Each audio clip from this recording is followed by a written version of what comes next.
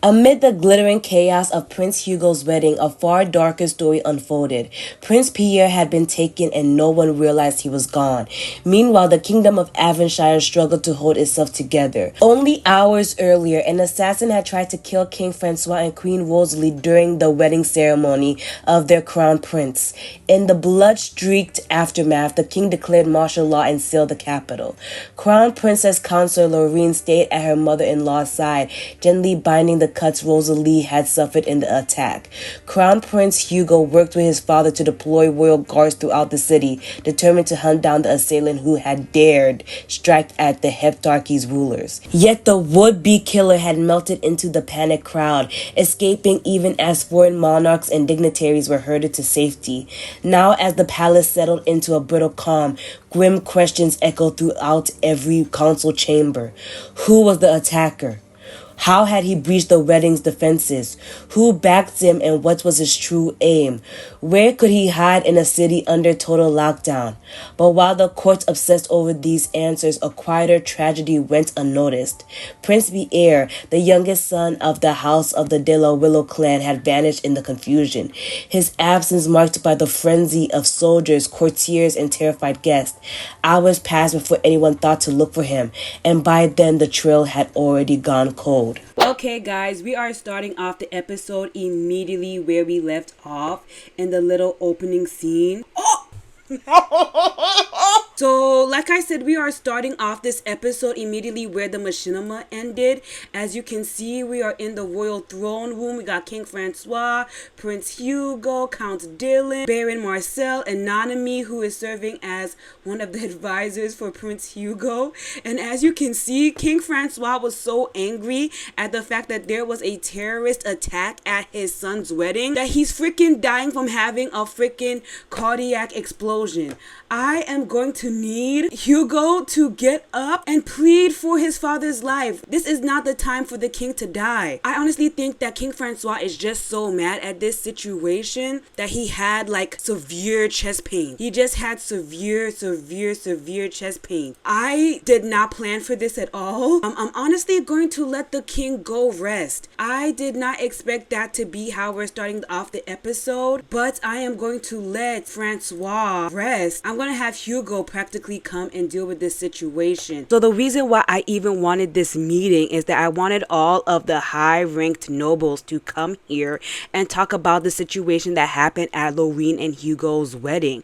All of that was a mess. The fact that King Francois got hit, the fact that Queen Rosalie got hit. She should high-key be sitting down. She should definitely be sitting down because she is definitely the one who got assaulted. I practically banished Flora to her room for her own safety.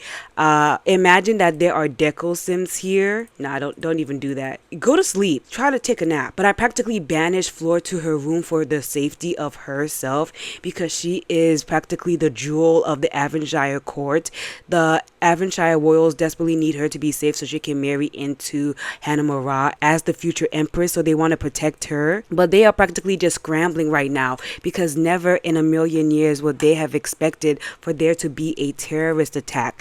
Obviously, Queen Rosalie is supposed to be relaxing, just like how the king should be. But the fact that we had King Francois have a cardiac arrest, nah. I need you to have a deep conversation. What celebration are y'all? What kind of event is happening? Oh, the lottery? Well, you guys are kind of really unlucky right now. Wait, why are you getting yelled at? Wait. What is this nonsense? If I were you, I will go to a different town because everyone hates you in here. Well, I mean, that's low-key true. The reason why the royals got attacked is that the average day citizens believe that these royals, specifically the king and the queen, are uppity, that they're awful. Do a rude introduction. We have seen Kento meet Queen Rosalie before, but he is still a commoner, so she's like, who is this bumpkin who has the audacity to yell at stab me. Yeah, Count Dylan is practically like, I don't know why there wasn't stronger security at the royal wedding.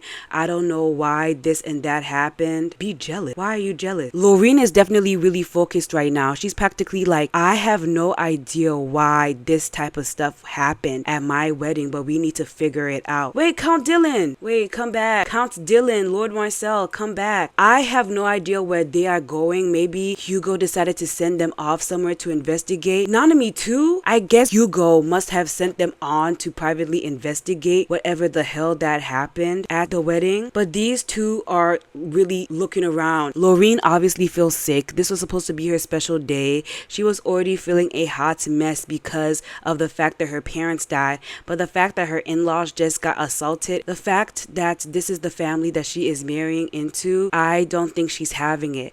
I definitely am going to have Rosalie practically argue about career with Hugo, practically saying like, hey, you are going to be the future king of this land. The royal face of the kingdom was just insulted by these peasants and you're sitting around here not doing anything. I am gonna need that man to sleep. Oh, you're starving. Okay, I guess take care of your needs, man. Take care of your needs. If he feels strong enough to get out of bed after literally having a heart attack, good for him. But I think I'm going to have Fleur come here and practically ask some questions. They are still obviously looking for the criminal who had the audacity to attack the Avonshire Royals at Hugo's wedding. But Fleur is definitely noticing like, hey, I know everybody is overall stressed about this situation, but I was banished into my room. Dad was sent to his chambers to sleep. Lorene went to take care of her needs. You and Mom are here, but guys, where's Pierre? Other Sims asks about another Sim.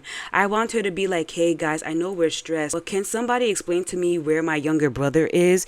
Everybody here is pretty much accounted for. I'm gonna have Lorene come back here. Where is she going? I'm gonna have Lorene come back here. I'm gonna have King Francois. I'm gonna treat his needs a little bit. I'm gonna have him come here because now my sis is practically getting everybody worked up in a tizzy like, hey, Mom's here, you're here, big brother. Complaints. I'm gonna complain about everything.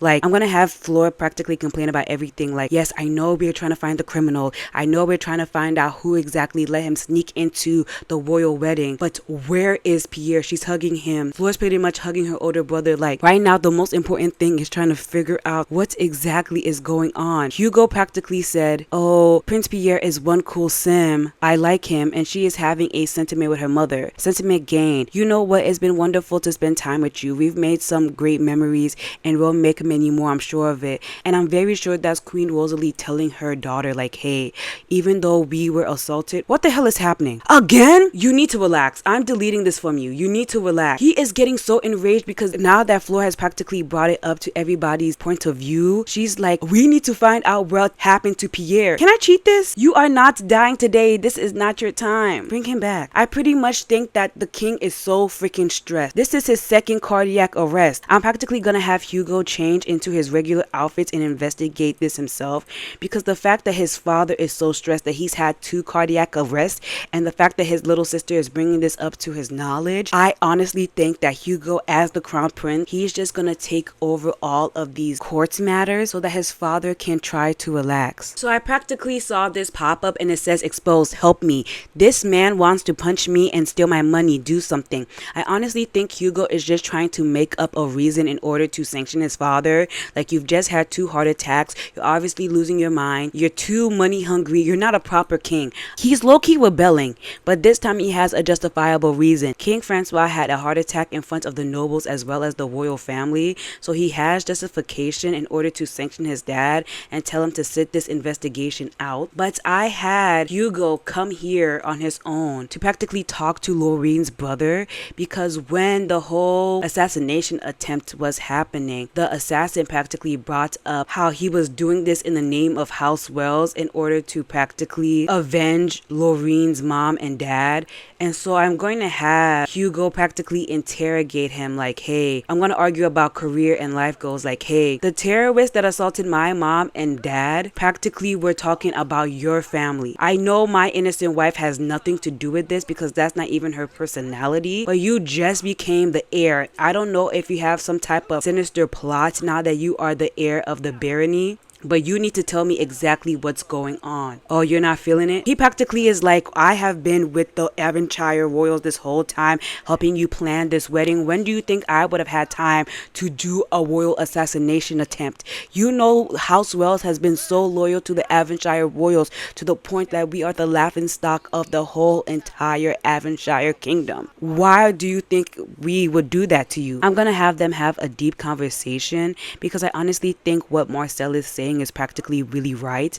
Why would he want to put his sister at risk? His sister is now officially a part of the Avonshire royal family. Let's see. Share secret. Prince Hugo has learned the following traits about Baron Marcel. He is scary. I think Hugo is looking at Marcel like, hey, this dude, even though he's just a baron, he does have a very intimidating aura about him. If he wanted to actually assassinate us, he could have assassinated us a long time ago. I'm gonna have him express admiration for Baron Marcel, because he is looking at Marcel like, hey, you did have several opportunities to straight up poison all of us, and with the way the people are looking at you and your sister, you could have honestly done a hostile takeover a long time ago. Let's debate game strategy. He is practically looking at Marcel like, hey, at this point you're the only person I can really trust in terms of the royals. Offer to be Baron Marcel's mentor. Aren't you technically older than him? Let's see who's older. But I think Hugo is practically like, hey, you are my brother-in-law. At the end of the day, I know that you would never do such craziness in order to put your own sister and my wife's life in danger. Reconcile argument. Okay, what did Marcel say about that in terms of Hugo taking him under his wing and doing this whole investigation thing together? Offering Prince Hugo, I'm looking forward to learn from you. How are y'all having a boring conversation? Don't even play. Like, you guys are having a pretty good conversation. I think maybe Marcel thinks is boring on his side. Like, I honestly can't believe you came here and practically said all this to my face. The loyalty of the Wells family has never and will never be tried and tested. But I think Hugo is like, you're my brother-in-law. You're the only person I can depend on in terms of this investigation into who is actively trying to hurt our family. And I'm gonna need your help. What? Why is your feelings hurt? What? Wait. Why are you having those feelings? Okay. Wasn't invited to the wedding. I'm deleting this because you were literally at the wedding. You were physically at the wedding. See, sometimes the Sims be ruining the plot, but he was definitely at the wedding. I'm gonna offer gratitude to Baron Marcel, but this is pretty much Hugo telling Marcel like, hey, I am going to leave you in charge of this investigation. I need you to help me figure out what's going on in terms of the assassination attempt that happened at my wedding. He is going to, didn't I tell you to remove this? He is going to practically give a lot of privileges to Baron Marcel, a lot of political power in order for him to do this investigation. Because as a baron, he doesn't have that much power. But with all of the powers and privileges that Hugo is giving to Marcel, he's going to have way more privileges and way more power in order to investigate this. Hugo really needs to focus on his family. Queen Rosalie was attacked and King Francois is obviously close to being on his deathbed. He literally just had 2 heart attacks in the last 30 minutes, but that is where we're going to leave Hugo. Okay guys, we are with a family that we haven't seen in so long. We are with the Sulanis of the Kingdom of Ahiwai, and I just wanted to give you an update on them because we haven't seen them in so long. Nothing has really changed between King Kekon and Queen Neilani. But this right here is our heir Lehoa. As you can see, his waist is cinched, is low-key giving hourglass, but he just recently aged up into a preteen. Oh my gosh, what is happening with King Kekon now? He was a little fast and loose with the waters. Look at this nonsense. Child, I can't believe it, but let me show you the most recent child that they have. For some reason, the Sulani family is on a streak of having only boys. I was definitely hoping that their most recent child will be a boy, but this right here is Prince Keanu. As you can see, he is an adorable baby. For some reason, we have 2 governesses and none of the governesses want to put the child away.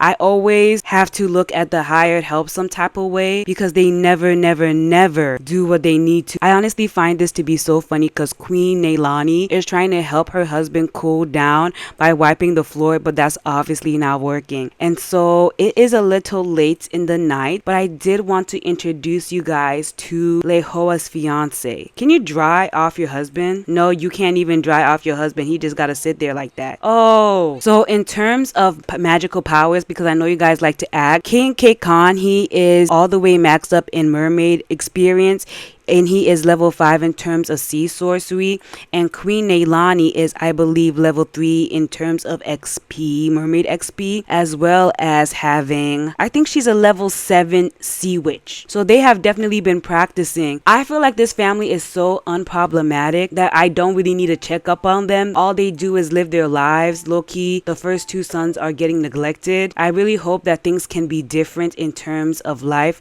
for Prince Keanu. There's literally 2 governesses, and I just want one of them to put this boy to sleep. But in terms of updates, except for the fact that Prince Lehoa aged up into a preteen and that the queen and king gave birth to a new son who is absolutely so cute in his little butt. He is so sad. He's tired of this nonsense. Prince Lehoa's fiance aged up as well. What is wrong with Queen Neilani? She is having a hard time because she hasn't had exercise in a while. Girl, go swim around here. Swim here. But I do want to see if we can possibly... Girl, what? Okay, I know y'all saw that glitch too. We are going to ignore it for the sake of peace. But Prince Lehoa's fiance also aged up. So the kingdom of Ahiwai is one of the few kingdoms that isn't really intermingling with the 7 kingdoms in terms of a marriage alliance. But the person who was lucky enough to be chosen as the future queen of Ahiwai is definitely Lady Anela Kaylani of the Kaylani clan. And as you can see, you guys can't even see her. Can we invite her over? But if you guys remember from the first time we ever saw the Ahiwai royals, the Duke and Duchess, also known as, let me see if I can even show them to y'all. In fact, we can just travel. I'm just gonna show you his fiance. As you can see, they are on a whole other island segment, and as the Duke and Duchess of the kingdom of Ahiwai,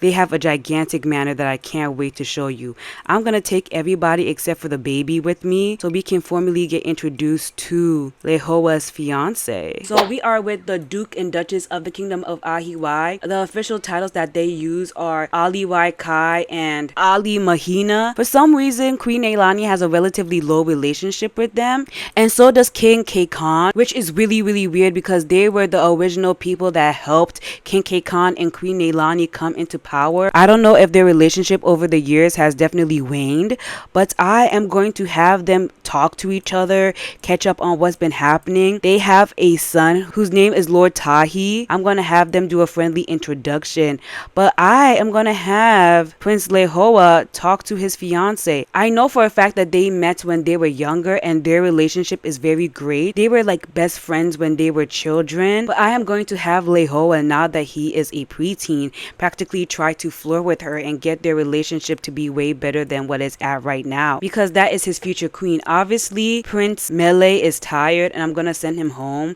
This is really a meeting in order to improve the relationship between the Duchy of Ahiwai. I knew he liked her. This is your future queen. Look, he's already having an attraction alert. That's your future bae. Don't be afraid. That was also like one of your best friends. I think his best friend. Let me be so serious. Okay, thank you, Sims, for giving me all of these awards. I don't know why this is happening to me in terms of all of the stupid quests. I'm just gonna have him like talk to her, see if she's feeling it. Is she as attracted to you as you are to her? Where's he going? While those two are having their moments, can somebody feed the baby? So you're tired too. This is supposed to be like one of your best friends. Tell Joe. Is it up to Queen Neilani in order to improve the relationship between the royals and the Duchy of Ahiwai? I don't remember who is actually in charge of the duchy. It says chemistry advice. Oil and water don't mix. Queen Neilani probably should run away as far as they can from Alahi Mahani. You know what they say, step out of the sun if you keep getting burned. For what reason do you not like the Duchess of Ahiwai? That is actually so strange. Can somebody explain to me why you don't like the Duchess? That is about to be your future in-law. That is extremely strange. Weren't you supposed to be flirting with Shawty? What's going on? I have no idea what's going on. Maybe Mahani said something that was offensive to Queen Sulani, but if the game of all people is telling me that they shouldn't be friends, then I'm not going to test it. It's very hard for the game to give me some character development, you know? So if the game is telling me I should stay the hell away from her, okay, cool then. You ain't gotta tell me twice. But guys, that is so strange because they have amazing compatibility. According to this first impression, she believes that Mahani is in a dreamland. This sim appears to be a little bit in their own bubble of imagination,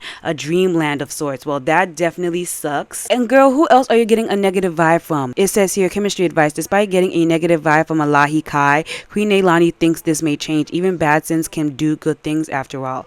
I honestly have no idea what is happening between this royal family and this noble family, but I'm gonna need y'all to relax because you guys have practically already given your son to their daughter, okay? So you kind of can't take it back. And as you guys saw, Lehoa is obviously head over heels for Anella. I have no idea if there's a glitch. What is this? Don't even piss me off right now. Don't even piss me off, Lehoa. But as you guys can see, he's obviously really into her. A lot of things have been weird in my game. I've been trying to get my younger teen sims to flirt with each other, and even when those interactions go well, it doesn't increase the romance. I'm going to give them a tiny bit of romance. Oh, what? I try to have Lehoa declare his love for her publicly in front of their parents, and I don't think she was feeling that. I don't think she was feeling that at all. But I can't tell. Is it because your family's around? I'm gonna send these two to school. I definitely want to know what Anella thinks of Prince Lehoa. So you're good friends, good compatibility, you have okay chemistry, and he's very attracted to you. I honestly think there is an outdated mod or something like that in my game that's causing all of the romance that I want to boil to not go the way I want.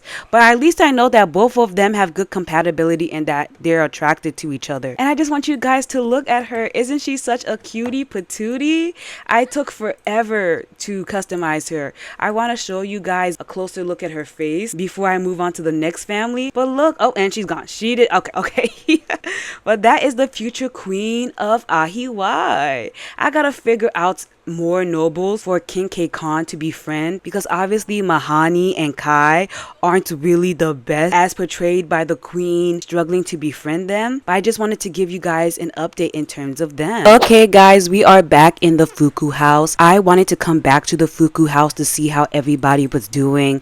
The girls just got back from their school and I just wanted to see how they were doing in terms of Madam Iga's lessons. Did they get better at their calligraphy? Did they get better at their issues? As you can see though, my girl Gemma, she just came back from school and she's already very energetic from being on speed.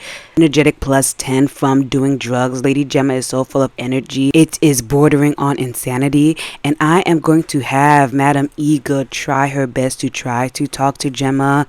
Like I said, it's very important for her to get to know these girls, get to know what's happening so she can help fix their issues. So it says chemistry advice. Despite feeling a negative vibe from Lady Gemma, Madam Iga thinks this may change. Even bad sims can do good things. So I don't know if she is noticing that, oh, she is acting weird or not, but they are having a pleasant conversation.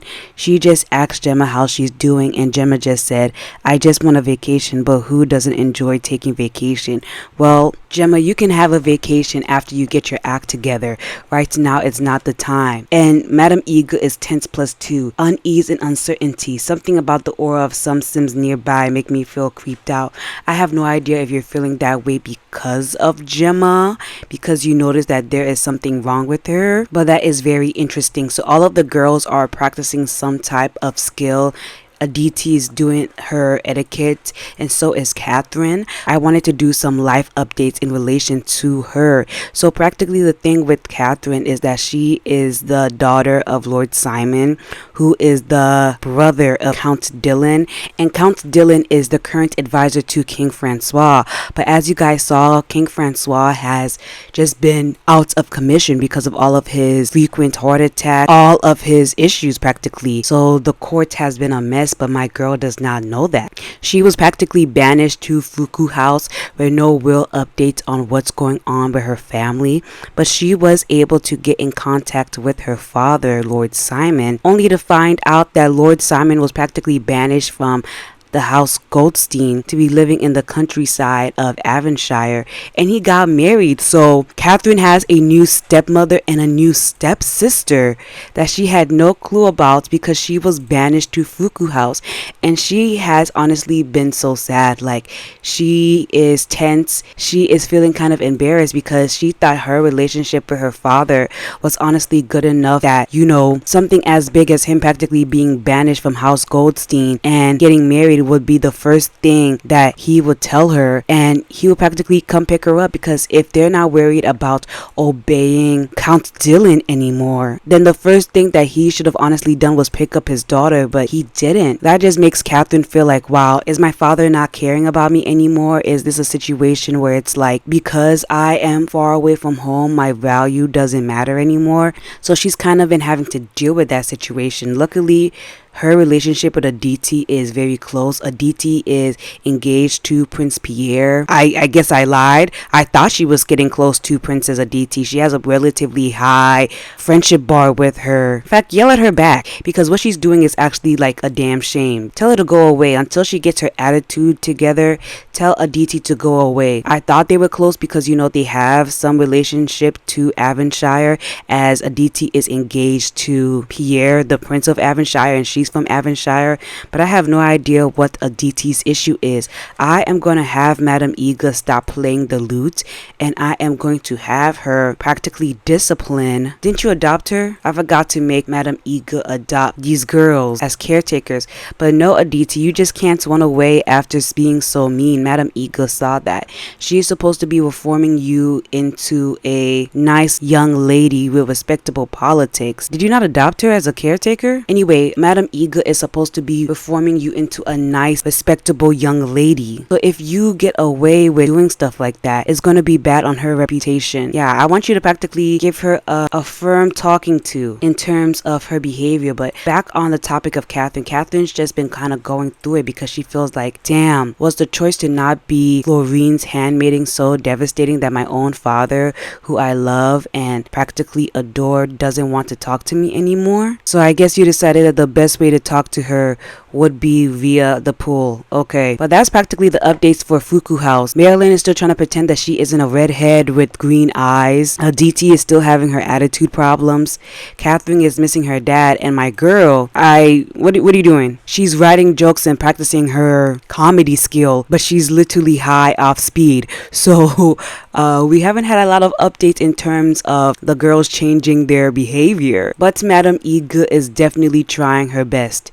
She's definitely trying her best. Okay, guys, while we were talking about Catherine and all of the stuff that was happening in terms of her dad, her uncle, I wanted to show you where her father decided to move to. So this is a random countryside estate in the kingdom of Avonshire, and I want to introduce you. Wait, let me close these little doors. But this right here is Catherine's new stepmother, Lady Halil Goldstein. I was genuinely so shocked when I was looking for where her dad went, only to find out that he had literally got a new wife, got a new kid. So at this time, I also had turned off age progression and neighborhood stories, so I had no idea how he had a wife and a kid. But this lady right here literally just appeared in his life and practically leveled up because she married Lord Simon of House Goldstein. The father of this child is also Caleb Vittori. So I was genuinely so freaking shocked. Like, literally never in my life would I have expected this kind of nonsense. And so while Lady Halia is taking care of her daughter, Lord Simon just appeared. I have no idea where he was, what he was doing, but obviously he is very, very tense right now. He has a worried moodlet +2 from danger in the dark from being a coward. These Sims are terrified of everything that can and will go bump in the night. So I don't know why he would be outside at this time, knowing that he has such a fear of nature, but he is using the excuse that he just cleaned up his stepdaughter's mess to go into his secret underground bunker. And Simon practically uses the fact that he has a garden to say that he needs an underground bunker so he can put all of the storage supplies, because he is too bad and bougie to have a regular outdoor shed. But in this underground bunker, you guys are going to see a little surprise. Okay, guys, so what Lord Simon has in his basement of sorts isn't just garden supplies. It is our boy Prince Pierre. So what Lord Simon has in his underground bunker slash basement isn't your everyday gardening tools. It is this dark, creepy torture situation, as well as having our boy Prince Pierre. So based off the little machinima that you guys saw in the beginning of the episode, you saw that our boy Prince Pierre practically got kidnapped, right? He didn't practically got kidnapped. He literally straight up got kidnapped. It was actually such a mess. So while Hugo, Nanami, and all of... Did you guys see that? That was so shady. He has the audacity to do a salute to Prince Pierre like he literally isn't keeping him here tortured in this dirty place. He got this tiny little bed, a little prison toilet. But while Hugo and Nanami and Marcel are looking for the terrorists and looking for all of the people who are involved in the assassination attempt of the king and queen, they have no idea that they have absconded Prince Pierre out of the capital city and have taken him to the countryside. And as you can see, my boy is bruised up. He is so afraid for his life. Lord Simon had a bad day. I guess he met with his other co-conspirators. So I am gonna just say that he is like forcing Pierre out of his regular civilian clothes and putting him in dirty rags. He wants Pierre to know what it feels like to be a low-ranked person. And look, he literally has Pierre... I gotta take a picture of this. This is ridiculous. Like, I physically can't believe this. Like, I did not tell Pierre to do this or tell Lord Simon to tell Pierre to do this. But overall, Simon is putting Pierre in a humiliation ritual. Like, I am the second son of House Goldstein, who is the advisors, the current king of Avonshire. And I was just disrespected by my brother. And I want you, the amazing little prince of the kingdom, to feel what it feels like to be lowly. And I feel like ever since he got with his wife, Lady Halil Goldstein, he's felt a lot more sympathy for the commoners. Guys, look at this. Just let it go. Prince Pierre can't help but feel frustrated about Lord Simon clinging to the other side of that argument. In a perfect world, they would have just let it rest and talked about something else. Could this mean that Prince Pierre dislikes arguments? I'm gonna say yes, because he honestly feels like, damn, I don't know what I ever did to this dude for him to conspire with others to kidnap me, but I feel like this isn't right. And so I feel like he's just letting off some stress by harassing the young prince. Eventually, he's gonna talk to his co-conspirators about maybe getting a ransom from the prince regents right now. Come take care of your child. Where's your wife at? Where's your wife at that she's not taking care of this baby? Rock the baby. Feed the baby. I don't know, like help the child. He uses this excuse, like whenever he comes to take care of this baby, he uses it as another excuse to go and torture Pierre, and he has like a legit reason to do so because his wife is too focused on taking care of their child now at this point, even though this isn't Lord Simon's biological child. He's practicing on how he's going to intimidate Pierre. I'm gonna have him psych himself up, but I think he is just doing all of this because he wants to get back at the royals. Like, the royals practically caused his daughter to be sent away. That's why he's adamant on having Catherine now visit him now in the county estate. Wait, is that who I think it is? Wait. I thought this was one of his co-conspirators, the one who actually assaulted the king and queen, and I was like, he has no business being near the location of where they're keeping the prince, because you know they're actually doing an investigation trying to find him. But as you can see, he's trying to knuck if you buck, and now he's feeling all types of confident even though he's worried. Like, he honestly is just feeling like this is payback for the royals. Look at her. Oh my god, what is her issue? What's your issue? You're also panicked. Oh wait, you're anxious plus 10, the edge of a breakdown from new baby. All this stress is going to cause me to break out. More stress from that thought. And I honestly think that he is just having a lot of resentment towards the royals. Like, oh, the reason why my life is like this.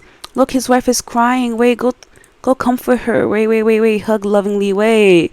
He just feels a lot of resentment because the royals are having this perfect life. They are living this joyous life. The economic situation of Avonshire is actually a hot damn mess right now, but they're able to have a royal wedding. The princes are able to dress it lavishly, but they have the audacity to practically live like the people aren't suffering. And they even wanted to claim Lord Simon's daughter for these evil schemes of theirs. Like, what do you mean you want my daughter to be the handmaiden to Princess Florine? Is there no other person in the kingdom who would be good enough to be the princess's handmaiden? It has to be my daughter. He just feels honestly so slighted by the king.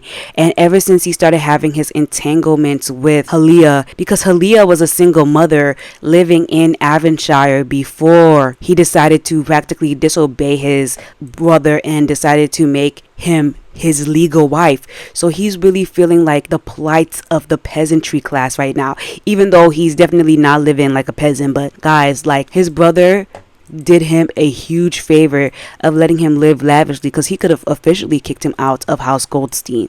He's just, I don't know, he's low-key in time out right now. If I'm being so honest with you. But yeah, that is where Pierre is. He's just here. There's nothing really for him to do. He has to practically wait for Simon. Oh wait, you can put your feet in there, period. Okay, spa treatment. But he is practically at the beck and call of Simon. He has to wait for Simon to give him his food. It's not like he has a fridge in here, and then Simon, whenever he feels like it, will come and beat him up. But at least he has a toilet to use, and a bed, I guess. But that is where Prince Pierre is at. Okay, so we are with the Masudas. I have no idea what the hell Michiko was doing outside of the house, but the reason why I wanted to come into this house is that we are planning for Daichi's birthday party.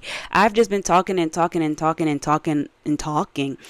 Daichi's birthday party, but as the crown prince of the nation, it's literally like a national event that is happening in Hanamura in order to celebrate the crown prince coming of age. I am trying to figure out what everybody is going to get Daichi for his birthday party, because even though right now Akira and Sato are respectively the count and countess of Hanamura, they don't have a lot of money. I have no idea why they have such little money. I actually have no clue why they have such little money.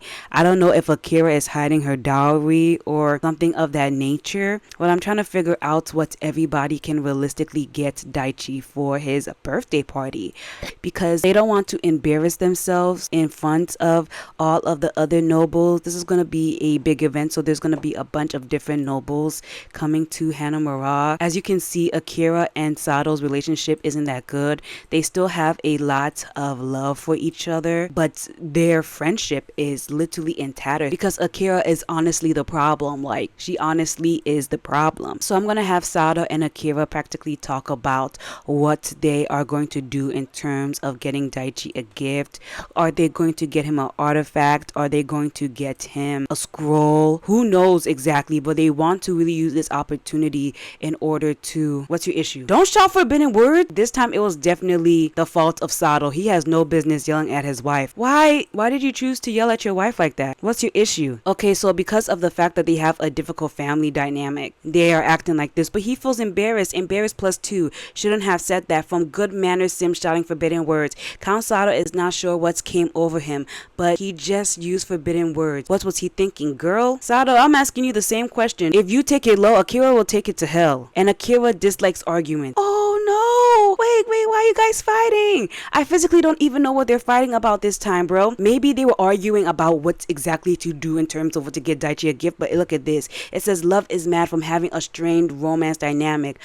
Sometimes love can be a real pain in the heart. Countess Akira feels ticked off just thinking about it. And they have a difficult family dynamic, so I'm just gonna have you walk away from your wife. What kind of relationship do these two have? It's actually pissing me off. They're so hot and cold. If you guys want to have a wholesome romance dynamic right now after yelling at each other, that is your business. I'm not even gonna argue. If you guys are gonna stop fighting, then that is a-okay for me. We have obviously been trying to find a fiance for this boy right here, and it has not been looking too good in terms of actually finding him a reasonable, stable partner. We have been low-key trying to see if Lady Ruby Lee from the Lee clan would be a good future wife of the Masuda clan. We have low-key been looking looking at Lady Ruby Lee in terms of a potential wife for Benjiro. They have a slight romance dynamic and he finds her extremely attractive, but we are hoping that things can be on the up and up for him. We really need a strong power move in order to help Akira and Sato increase their reputation, and marrying into the barony of House Lee would be very good, especially considering the fact that Baroness Si Young is the advisor to the Emperor. If Akira is able to marry into that house, that would be very good. Lady Ruby Lee is literally a young adult, and her mother has been pushing off her marriage in order to find her a super advantageous marriage alliance. But the thing about Ruby is that Ruby is finding all of the dudes that her mother is introducing her to be extremely ugly, which is a mess. These two, man, they have such a toxic romance dynamic. I don't even want to deal with them right now. Like, they're actually agitating me spiritually. But Michiko has practically been trying to hone her skills in terms of painting, while everybody is thinking what's majestic gift that they can give Daichi for his birthday. Michiko wants to give more of a sentimental gift to Daichi than anything else. Michiko definitely wants to give a more sentimental gift to her imperial uncle. I feel like Michiko's the only one that really understands that the thing that Daichi really likes in this world is his family, and even though she doesn't know a lot about Daichi, she knows that he's clumsy. Like, damn sis, that's what you know about your imperial uncle. But Michiko knows that deep down Daichi is a good sim with good morals and he loves his family. So she is just trying to brainstorm what painting she could give her imperial uncle that would really inspire him. I am going to have Sato stop doing whatever the hell he's doing right now and talk to Akira more about court politics. I'm gonna have him do some society gossip. Seeing Akira in her little cute little lemon swimsuit is actually killing me right now, so I'm just gonna change her outfit. But I'm going to have Sato practically talk to Akira about what's been happening in courts. Most husbands would not talk to their wives about politics and things of that nature, but he honestly loves his wife. Like, I can't even be mad at these two because they honestly love each other so much. They're just so hot and cold. But Sato is just telling Akira about all of the goings on in court. They're talking about how Princess Florine was just brought into Hanamura recently and how that's been affecting the court. They're talking about the construction of the Palace of Rising Light, and Sato is honestly so happy talking to his wife, even though they be arguing and he just yelled forbidden words at her. But he is practically telling her that there has been rumblings about some officials in Ruyan province. There were officers that were supposed to come back recently to court and they haven't, and so his Imperial Majesty Emperor Taikyo is sending more officials to figure out where the previous officials went, because you can't just disappear from courts. That's like a super no-no. Like, that's a super no-no. You can't just disappear from court. And so Sato's telling Akira like he hopes that he will be sent over there to Ruyan province in order to assist the king. And that is where we're gonna end the episode. I am hoping that we ignore the fact that they are sitting in the bed like this, but in the next episode we're definitely gonna have Daichi's coming of age ceremony, and I'm so excited for that because I have some big things planned. And I will see you guys in the next one. Bye.